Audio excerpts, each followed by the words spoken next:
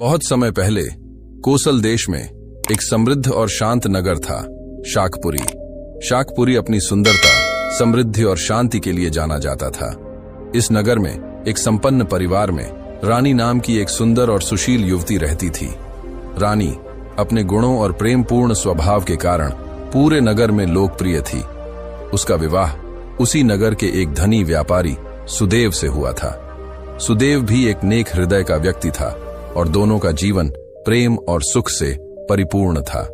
एक दिन रानी ने एक सुंदर बालक को जन्म दिया। पुत्र के जन्म से रानी और सुदेव का जीवन और भी अधिक खुशियों से भर गया। उन्होंने अपने पुत्र का नाम रत्न रखा, क्योंकि वह उनके लिए सचमुच एक अनमोल रत्न के समान था। रत्न को दोनों ने बड़े प्यार से पाला। वह एक स्वस्थ और हंसमुख बालक था और धीरे धीरे बड़ा होने लगा। लेकिन सुख हमेशा स्थायी नहीं होता। एक दिन रत्न को अचानक बुखार आ गया। सुदेव और रानी ने उसे तुरंत नगर के सर्वश्रेष्ठ चिकित्सकों को दिखाया, लेकिन कोई भी उसकी बीमारी का पता नहीं लगा सका। रत्न का बुखार दिन ब दिन बढ़ता गया। रानी और सुदेव अपने पुत्र को बीमार देखकर बहुत दुखी थे। उन्होंने हर संभव प्रयास किया, हर मंदिर में प्रार्थना की, हर वैद्य से इलाज करवाया, लेकिन रत्न की स्थिति में कोई सुधार नहीं हुआ। अंततः वह दिन आ गया जब रत्न ने अपनी अंतिम सांस ली। रानी और सुदेव के सपनों का राजकुमार उनकी आंखों के सामने ही हमेशा के लिए उनसे बिछड़ गया। रत्न की मृत्यु से रानी पूरी तरह से टूट गई। उसका हृदय शोक से भर गया। उसे समझ नहीं आ रहा था कि वह इस पीड़ा को कैसे सहन करे। वह बार बार रत्न का नाम पुकारती, उसकी तस्वीर को गले लगाती और घंटों रोती रहती। उसे लगता था कि उसके जीवन का सारा सुख रत्न के साथ ही समाप्त हो गया है। सुदेव भी अपने पुत्र की मृत्यु से गहरे सदमे में थे, लेकिन उन्होंने खुद को संभाला और रानी को सांत्वना देने का प्रयास किया।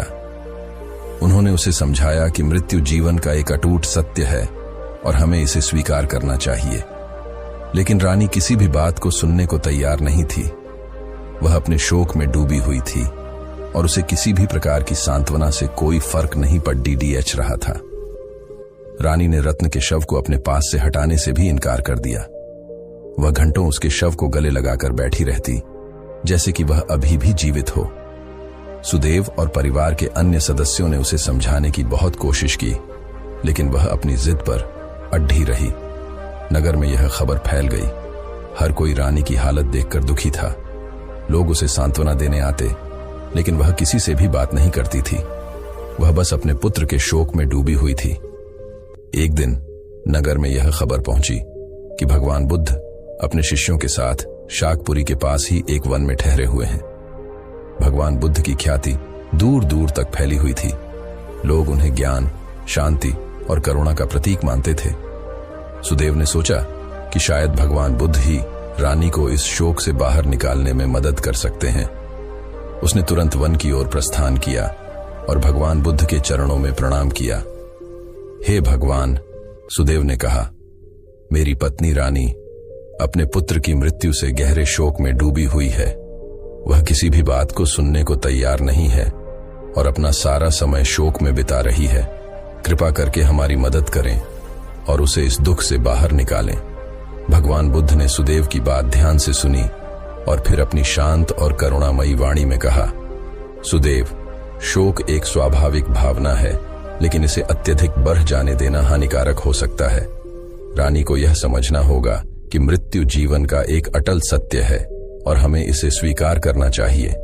मैं तुम्हारे साथ शाकपुरी चलूंगा और रानी को ज्ञान का मार्ग दिखाऊंगा। भगवान बुद्ध सुदेव के साथ शाकपुरी पहुंचे। उन्होंने रानी के महल में प्रवेश किया और रानी को रत्न के शव को गले लगाए हुए पाया। रानी, भगवान बुद्ध ने कोमल स्वर में कहा, मैं जानता हूं कि तुम अपने पुत्र की मृत्यु से बहुत दुखी हो, लेकिन तुम्हें यह समझना होगा कि मृत्यु जीवन का एक हिस्सा है और इससे कोई भी नहीं बच सकता। हर जीवित प्राणी को एक दिन मरना है। यह प्रकृति का नियम है। रानी ने भगवान बुद्ध की ओर देखा। उसकी आंखें आंसुओं से भरी हुई थीं। हे भगवान, रानी ने कहा, मुझे पता है कि मृत्यु जीवन का सत्य है, लेकिन मैं अपने पुत्र के बिना नहीं रह सकती। वह मेरा सब कुछ था। उसके बिना मेरा जीवन व्यर्थ है। रानी, भगवान बुद्ध ने कहा, तुम्हारा दुख स्वाभाविक है, लेकिन तुम्हें यह समझना होगा कि रत्न अब इस दुनिया में नहीं है, उसे वापस नहीं लाया जा सकता। तुम्हें अपने शोक को त्यागना होगा और अपने जीवन को आगे बढ़ाना होगा। लेकिन मैं यह कैसे करूं भगवान? रानी ने पूछा। मैं अपने पुत्र को कैसे भूल सकती हूं? भगवान बुद्ध ने एक क्षण के लिए सोचा और फिर कहा, रानी, मैं तुम्हें एक कार्य दूंगा। यदि तुम इसे पूरा कर पाई तो मैं तुम्हें एक ऐसा उपाय बताऊंगा जिससे तुम अपने शोक से मुक्त हो जाओगी। रानी उत्सुकता से भगवान बुद्ध की ओर देखने लगी। मुझे बताइए भगवान, मैं कुछ भी करने को तैयार हूं। भगवान बुद्ध ने कहा, रानी, तुम्हें पूरे नगर में घूमना होगा और किसी ऐसे घर से सरसों के बीज लाने होंगे जहां कभी किसी की मृत्यु न हुई हो। रानी को यह कार्य थोड़ा अजीब लगा, लेकिन उसने भगवान बुद्ध की आज्ञा का पालन करने का निर्णय लिया। वह नगर में निकली और एक एक घर जाकर सरसों के बीज मांगने लगी। पहले घर में रानी ने एक महिला से कहा, क्या आपके पास मुझे देने के लिए थोड़े से सरसों के बीज हैं? मुझे ऐसे घर से सरसों के बीज चाहिए जहां कभी किसी की मृत्यु न हुई हो। महिला ने हैरानी से रानी की ओर देखा और कहा, रानी, यह कैसा सवाल है? इस दुनिया में ऐसा कोई घर नहीं है जहां कभी किसी की मृत्यु न हुई हो। हर घर में किसी न किसी ने अवश्य अपनी जान गंवाई है।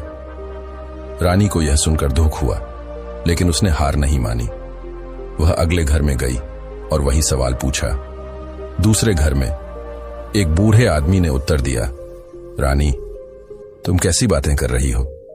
मेरे घर में तो कई लोगों की मृत्यु हो चुकी है। मेरे माता पिता, मेरी पत्नी, मेरे बच्चे सब इस दुनिया से चले गए हैं। सरसों के बीज तो मैं तुम्हें दे सकता हूं, लेकिन मेरे घर में भी मृत्यु हुई है। रानी धीरे धीरे पूरे नगर में घूमती रही, एक एक घर जाकर सरसों के बीज मांगती रही, लेकिन उसे एक भी ऐसा घर नहीं मिला जहां कभी किसी की मृत्यु न हुई हो।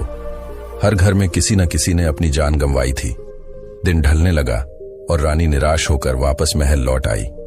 वह भगवान बुद्ध के चरणों में गिर पड़ी। हे भगवान, रानी ने कहा, मैंने पूरे नगर में खोज की, लेकिन मुझे एक भी ऐसा घर नहीं मिला जहां कभी किसी की मृत्यु न हुई हो। हर घर में किसी न किसी ने अपनी जान गंवाई है। भगवान बुद्ध ने रानी की बात सुनकर मुस्कुराया। रानी, उन्होंने कहा, अब तुम्हें समझ में आया कि मृत्यु जीवन का एक अटल सत्य है। इससे कोई भी नहीं बच सकता, चाहे वह राजा हो या रंक, अमीर हो या गरीब, सबको एक दिन इस दुनिया से जाना होता है। रानी ने सिर हिलाया।